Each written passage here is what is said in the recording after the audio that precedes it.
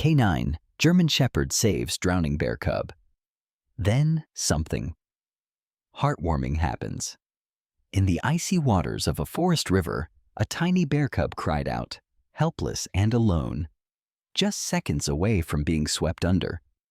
No humans were around, no mother bear in sight. But from the trees, a figure sprinted into action. A K9 German Shepherd named Diesel, trained for combat, not kindness. What he did next defied instinct and melted at every heart that witnessed it. But that was only the beginning, because what followed was something so unexpected, so deeply emotional, it would forever change how we see courage, compassion, and the power of unlikely friendships. Before we begin, make sure to subscribe to the channel, like this video, and turn on notifications. It helps us bring you more inspiring animal stories, just like this one. Now get ready for a true story that proves heroes come in all forms. And sometimes the ones who were trained to fight are the ones who choose to save. It was early morning in the heart of the Montana wilderness, and frost still clung to the edges of the leaves. The snowmelt had turned the river wild and fast, churning with icy force. Park Ranger Ellis Gray moved quietly through the woods, his breath visible in the sharp air. Beside him padded a dark-coated K9 German Shepherd named Diesel, alert, focused, and loyal to the bone. Diesel wasn't just any dog. He was a former military K9, retired after 2 tours overseas. Ellis had adopted him from the base where he worked as a contractor, unable to leave the dog behind after what they'd been through. Now, they worked side by side in search and rescue operations deep in national park territory. The morning had been quiet until Diesel stopped, suddenly rigid. His ears shot up, nose to the wind. "What is it, boy?" Ellis whispered. A second later, a sound came through the trees. Faint, high-pitched, and panicked. A cry. Not human, not wolf, something younger, desperate. Then they heard it again, louder this time. Without hesitation, Diesel bolted toward the sound, feet kicking up pine needles. Ellis ran after him, dodging branches and uneven ground, heart pounding as the cries grew louder and more frantic. They burst through a clearing and came to a steep slope. Below them, the roaring river carved through jagged rock, and in the center of the current, clinging to a slick boulder, was a small, shivering bear cub, no more than a few months old. Its tiny claws scraped for grip. Water surged around its body, threatening to sweep it away. "No," Ellis breathed. "There's no way it survives that." But Diesel was already done. The shepherd dashed down the slope, muscles rippling beneath his black and tan coat. He leapt into the shallows, then swam. Powerful, practiced strokes from years of training. His ears pressed flat, his eyes locked on the cub. "Diesel!" Ellis shouted, slipping on the rocks as he scrambled down. "Diesel, stop!" But Diesel didn't stop. He reached the boulder just as the cub lost its grip. In a split second, the bear cub was swept into the current. Eyes wide, limbs flailing. Diesel lunged. The collision was chaotic. Water splashed, current pulled hard. But somehow, Diesel locked his jaws gently around the cub's scruff and kicked furiously toward shore. Ellis waded into the freezing water up to his chest, arms outstretched. "Come on, Diesel, bring him in." The shepherd struggled, but never let go. Inch by inch, he fought the current, the cub dangling from his mouth like a fragile thread of life. Finally, they reached Ellis. The ranger scooped the bear cub into his arms, drenched, gasping, but alive, and helped Diesel clamber out of the river, panting hard. They collapsed together on the rocks. Diesel shook violently, water spraying from his fur. The cub let out a weak whimper and curled into Ellis's jacket, its tiny chest heaving. Ellis looked at Diesel, his voice shaking. "You You just saved a bear. Diesel licked his wet nose once, then laid his head on the ground, eyes closing. As Ellis tried to wrap his mind around what had just happened, he felt something behind him shift. Something heavy. A low growl rumbled through the trees. He turned slowly and froze. There, standing just beyond the tree line, was a massive grizzly bear, the mother, and she had just seen her cub in the arms of a human. Ellis didn't move, neither did Diesel. The mother grizzly stood barely 30 feet away, her eyes locked onto the scene in front of her. A human crouched beside a bear cub, and a German shepherd soaked and panting beside them. Her body was massive, fur matted with snowmelt, and her breathing was deep and steady. But there was a fury in her eyes, a protective storm. Ellis felt his pulse in his ears. He knew the drill. Never run, never shout, never make sudden movements. He whispered, barely audible, "Diesel, stay." The shepherd, though still trembling from the frigid rescue, raised his head. His eyes locked onto the bear with complete focus, but his body stayed grounded. He didn't growl, didn't bark. He simply stayed, loyal and still. Ellis slowly lowered the cub to the ground. The tiny bear whimpered once, then weakly rolled to its side. Its mother grunted, a low, throaty sound that echoed through the clearing like a warning bell.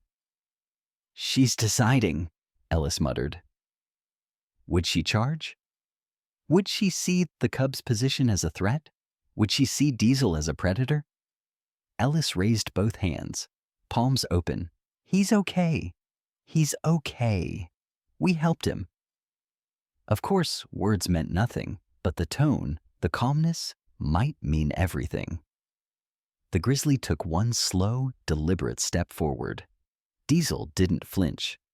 Ellis felt the wind shift, cold air brushing past his face like nature itself was holding its breath. Then, the cub stirred. A tiny sound escaped its throat, something between a whine and a purr. The mother's entire posture changed. Her body dropped slightly, head lowering, nostrils flaring as she stepped closer. Ellis could feel Diesel's muscles tensing beside him. He reached out slowly and rested a hand on the dog's back, not to hold him back, but to let him know. "We're in this together." The grizzly sniffed the cub once, then again. Her giant head hovered over her baby for a moment that stretched into eternity. Then, unbelievably, she nudged it. The cub blinked and whimpered again. The mother grunted, then turned her eyes on Ellis.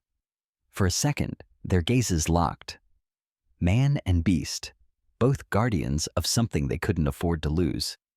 Then she looked at Diesel and did nothing. No growl, no threat, just a look. And then she turned. With one last nudge, she encouraged the cub to stand. It wobbled to its feet and began to follow her, slowly, weakly, but alive. Together, they disappeared into the forest. Ellis let out the breath he didn't realize he was holding. His knees nearly buckled as the tension drained from his body. He looked down at Diesel. "You just saved a bear cub and made peace with a grizzly." Diesel wagged his tail once. Just once. It was enough. Later that afternoon, back at the ranger cabin, Ellis toweled off Diesel by the fireplace. He poured warm broth into a bowl and sat beside his companion, staring into the flames. "You shouldn't have jumped," he said quietly. "That river could have killed you." Diesel rested his chin on Ellis's boot, eyes closed. The shepherd was exhausted, body aching, fur still damp. But there was a peace in his breath, because somewhere out in the woods, a life had been spared. And Diesel knew. Somehow, he knew. That night, Ellis made a note in the station log. April 6th. Diesel rescued a bear cub from drowning. Mother did not attack. No aggression shown. Mutual understanding observed. No protocol for this, But it happened. He paused, then added one final line. Bravery, it seems, comes in silence too. 2 days passed. The storm rolled in overnight, blanketing the forest in a thick layer of fresh snow. By morning, the world was silent again, a pure white hush covering the land. Ellis stood at the cabin door with a mug of black coffee, staring at the frozen trees. Diesel sat beside him, his head tilted slightly, as if listening to something far away. Neither had forgotten the bear cub, or the moment the mother had chosen mercy. But Ellis couldn't shake the feeling that something still lingered in the woods, something unsettled. Diesel had been restless during the night, pacing the cabin floor, growling softly at the window more than once. Something bothering you, boy? Ellis asked, scratching behind the shepherd's ear. Diesel didn't wag his tail. He just stared at the tree line. An hour later, Ellis strapped on his boots and backpack, loading extra supplies and a radio. He always patrolled after snowfall to check for injured wildlife, downed trees, or trespassers. Today, though, it felt different. He clipped Diesel's harness into place and gave the signal. The shepherd pulled like a shadow, alert and fluid. They followed a trail north through the forest. Snow crunched underfoot, the only sound breaking the eerie stillness. Halfway through the hike, Diesel froze. Ellis stopped. The shepherd raised his nose, sniffed the wind, then took off like a bullet through the trees. "Diesel!" Ellis shouted, heart jolting as he sprinted after him. Branches tore at his coat. Snow blinded his vision. But he followed the barking, deep, furious, relentless. When he caught up, the sight stopped him cold. Diesel stood at the edge of a shallow ravine, snarling. Below, 2 men in heavy winter gear were dragging something toward a snowmobile. At first, Ellis couldn't see what. Then his stomach dropped. It was the bear cub, half conscious, tied at the legs. Its fur was soaked with mud and blood. Ellis didn't hesitate. "Put the animal down!" he yelled, sliding down the hill with his badge in one hand and his hand resting near his holstered pistol. The men turned, startled. One cursed. The other reached for something beneath his jacket. Bad move. Diesel lunged. He barreled down the hill and hit the man square in the chest, knocking him backward into the snow. The second man pulled a blade, but before he could swing, Ellis fired a warning shot into the air. "Drop it!" he barked. The man froze, eyes wide.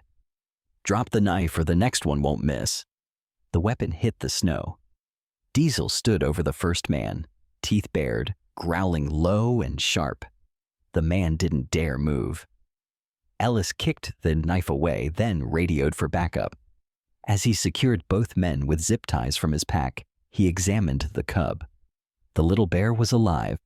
Barely. Deep scratches on its flank, rope burns on its legs, but its chest still rose and fell.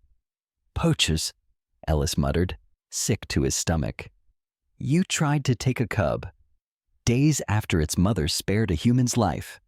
One of the men spat blood. "It's just an animal." Diesel growled again, louder this time. "No," Ellis said, his voice ice. "That's a life. One that's worth more than either of yours today." Back at the cabin, Ellis called the wildlife vet. He and Diesel worked together to warm the cub, clean its wounds, and keep it breathing. Diesel didn't leave its side. He lay beside the cub for hours, gently nuzzling it whenever it whimpered. The same dog who'd been trained for war, for takedowns, for defense, now protected the most fragile thing in the world. That night, as the cub finally fell into deep sleep, Ellis looked at Diesel. "You saved him. Twice." Diesel didn't react, but his eyes remained on the cub. Like a sentinel, like a brother. The cub whimpered in its sleep, curled tightly in the fleece blanket Ellis had laid out beside the fireplace. Its breathing had steadied, but every so often, a small cry escaped its throat, the kind that pierced straight through the chest. Diesel lay next to it, stretched out but alert, ears twitching at every sound outside. Ellis sat at the small wooden table rubbing his eyes. The adrenaline had faded, replaced by fatigue and quiet awe. He glanced over at Diesel and shook his head. "You were made to take down threats," he murmured, "but all you do is protect." Outside, the snow had stopped. The world lay hushed again, except for the wind brushing softly across the cabin's tin roof. Ellis stood and checked the window one last time before turning in. But something caught his eye. A shadow moved near the tree line, then another. He stepped closer, heart suddenly pounding. There, standing at the edge of the woods, was the grizzly. The mother. She hadn't run. She had come back. Ellis didn't move. He knew better than to step outside. The scent of her cub would be everywhere. Her instincts would be surging. He glanced at Diesel, who had already stood up. Quiet, tense, but not aggressive. "She's looking for her baby," Ellis whispered. The bear took one slow step forward, then stopped. She sniffed the air, grunted once. Then came a sound Ellis never thought he'd hear again. The high-pitched whimper of the cub, now awake and calling out. The mother's entire posture changed. She growled deep in her throat, pacing outside the cabin like she could hear but not see. Her pacing grew tighter, more desperate. "We can't leave it like this," Ellis muttered. He grabbed his coat, slipped on his boots, and opened the cabin door slowly, one hand raised. "Easy," he murmured. "Easy, girl." Diesel stayed at the threshold, not stepping outside, not challenging. Ellis walked to the edge of the porch and knelt down. The cub, now standing on shaky legs, toddled to the door, mewling softly.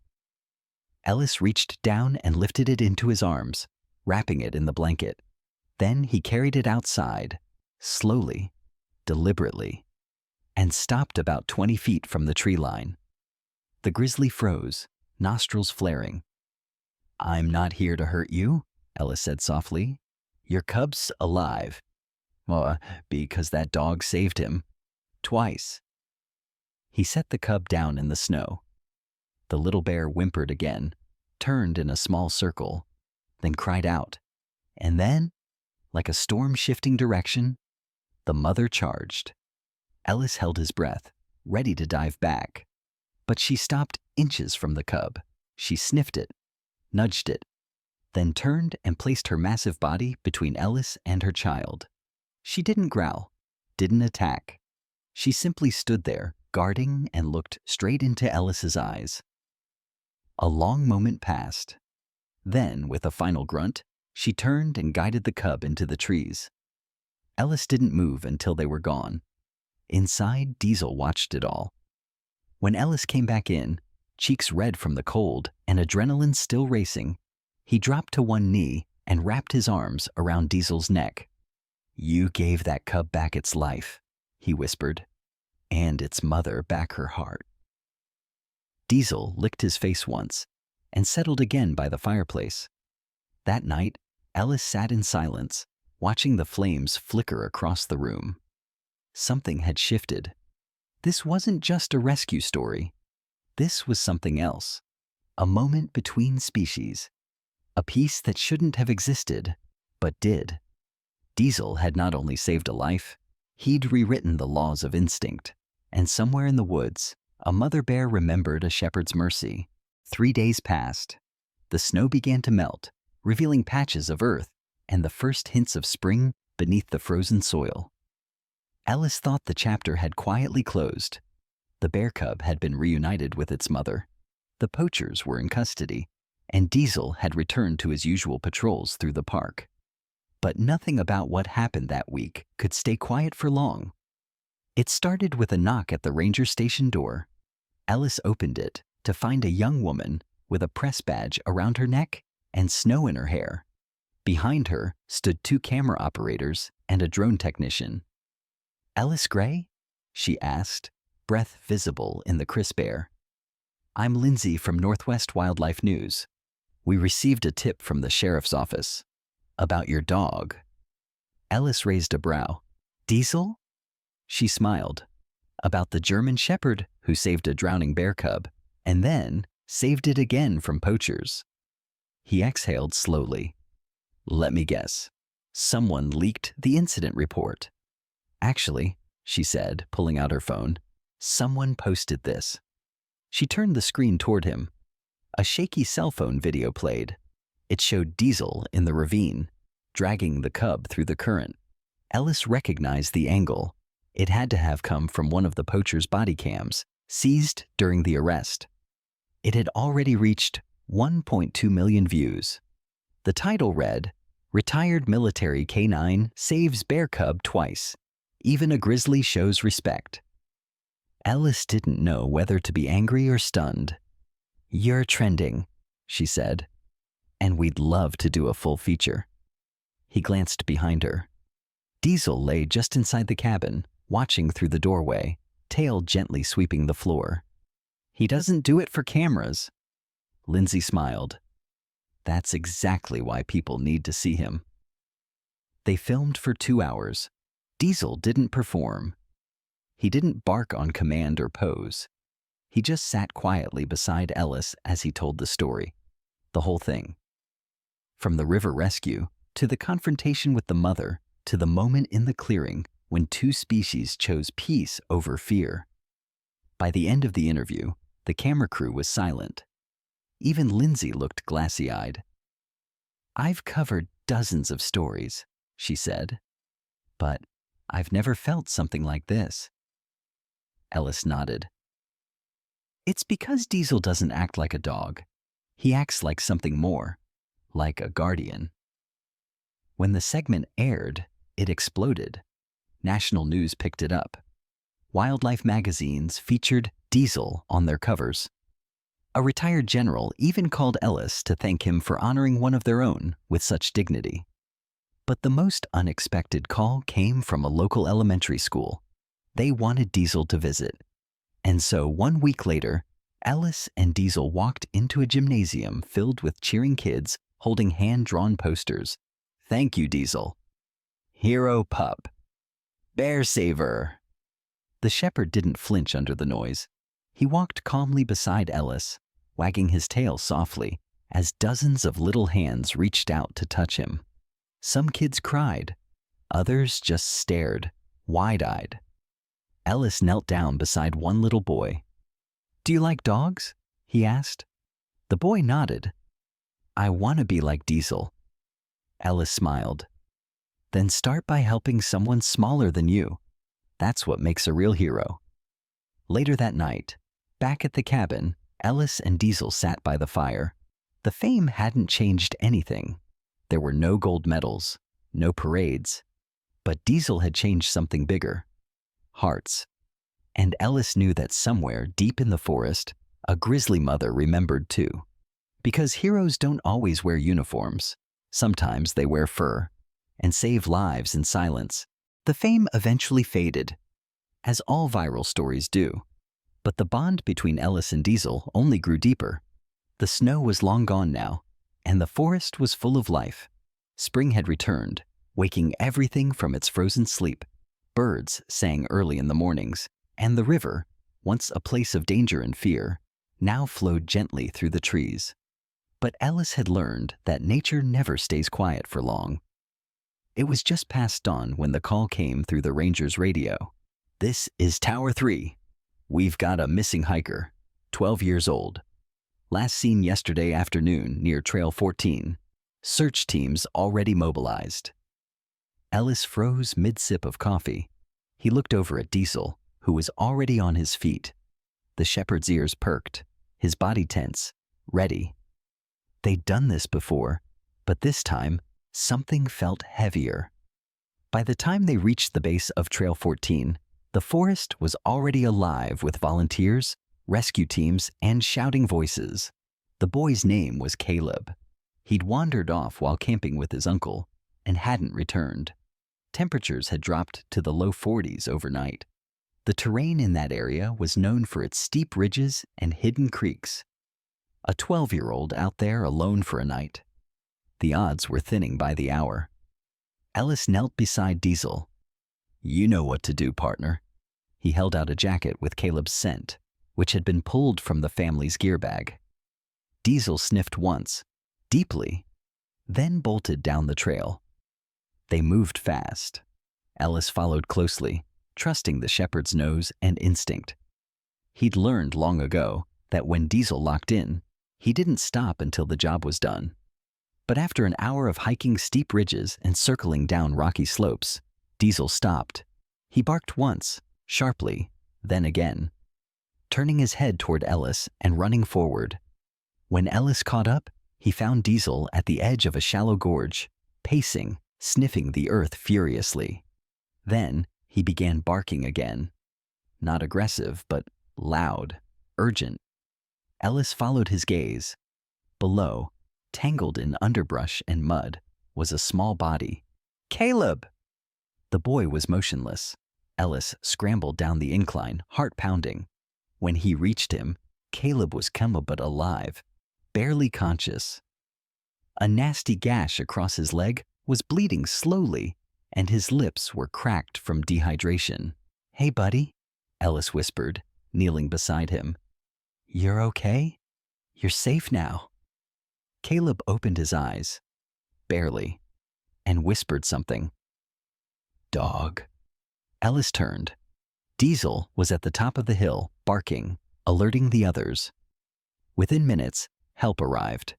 Medics took over, lifting the boy onto a stretcher. Ellis stayed behind with Diesel as the crowd thinned and the team carried Caleb out through the trees. He looked at his partner. "You did it again." But Diesel didn't wag his tail. He lay down slowly, his breaths coming faster than usual, his paws trembling. Ellis dropped to his knees. "Diesel?" The shepherd rested his head on Ellis's lap, and for the first time, he didn't rise again. Ellis called for backup. He lifted Diesel into his arms and carried him all the way back through the forest trail, every step heavier than the last. At the cabin, the vet said it was a stroke, brought on by age, by exhaustion, by pushing too far. One last time, but Ellis knew. Diesel chose that final mission. He waited to save one more life before letting go. They buried him near the riverbank. The same river where he had saved the bear cub. The same place where he'd taught the world that bravery could come on 4 legs. Ellis placed a wooden marker above the grave. Diesel, defender, friend, hero. He didn't just serve, he loved. The forest was silent that evening, not out of fear, but out of respect. A month passed. The forest hadn't changed. The trees still whispered in the breeze. The river still sang its endless song. But for Ellis, everything felt different. The silence in the cabin was heavier now. Not because Diesel was loud, he wasn't, but because his presence had filled the space in a way only true companions do. Every morning, Ellis reached instinctively for the leash before remembering there was no one to clip it to. Every night, he glanced at the hearth, expecting to see a dark-furred shadow curled by the fire, and every time he walked the trail along the river, his steps slowed when he reached the stone that marked Diesel's resting place. He had engraved it himself, by hand. Simple, strong. Just like him. But grief, Ellis learned, isn't about forgetting, it's about honoring. And Diesel had earned more than silence. He had earned remembrance. So Ellis began to write. He dug up old notebooks, mission logs, journal entries from his military days, photos, reports. He contacted everyone who had ever worked with Diesel, soldiers, officers, veterinarians, even children from the school visit. He compiled their words into a single story. Diesel, a dog who chose to love. He published it online, without expecting much, but within days the post had spread across military forums, animal rescue groups, and canine handler communities. Messages flooded in from across the country. People told him how Diesel's story had made them cry, had made them hold their dogs tighter, had reminded them what loyalty really looked like. Some offered donations to build a statue. Others wanted to name rescue centers after him. But Ellis turned all the offers down. Instead, he chose something smaller, quieter, more lasting. He started a canine therapy program for children recovering from trauma, especially those who had lost pets or siblings or parents in tragic ways. He called it the Diesel Trust. And in that first class, a boy named Caleb came. He was still healing, physically and emotionally, but he came with a notebook filled with drawings of German Shepherds. He ran straight to Ellis and hugged him tight. "I want to help dogs when I grow up," he whispered, "like Diesel helped me." That night, Ellis stood by the river again, under a sky full of stars. The current shimmered beneath the moonlight, and the wind moved gently through the trees. He knelt by the stone and placed a small photo on the earth. It was Diesel beside the bear cub, both looking into the forest as if they saw something no human could. "You did good, buddy," Ellis said. His voice cracked, but he smiled. "You didn't just save lives, you gave them meaning." A rustle in the woods made him turn, and for the briefest second, he saw her again. The mother bear, standing just beyond the trees, silent, watching. Not afraid, not threatening. She held his gaze, and then, slowly, turned and vanished into the dark. Ellis swallowed hard, heart thudding. He knew what he had just seen. It wasn't a coincidence. Some connections defy explanation. Some debts are never forgotten, even by those who cannot speak. He returned to the cabin and lit the fire, the same way he had every night since Diesel passed. But that night, it felt different. Not lonely, just full. Because love like Diesel's didn't disappear. It remained. In memories, in stories, in every paw print left behind, and in every life he'd touched, both human and wild. As the fire crackled and the stars blinked overhead, Ellis closed his eyes and whispered the words he never got to say. "Thank you, Diesel. You were never just a dog. You were my greatest friend." If this story touched your heart, don't let it stop here. Subscribe to the channel, leave a like, and share this video with someone who believes in second chances and in the silent strength of those who protect us without asking for anything in return. Because sometimes the greatest heroes don't wear badges. They wear fur and walk beside us when we need them most.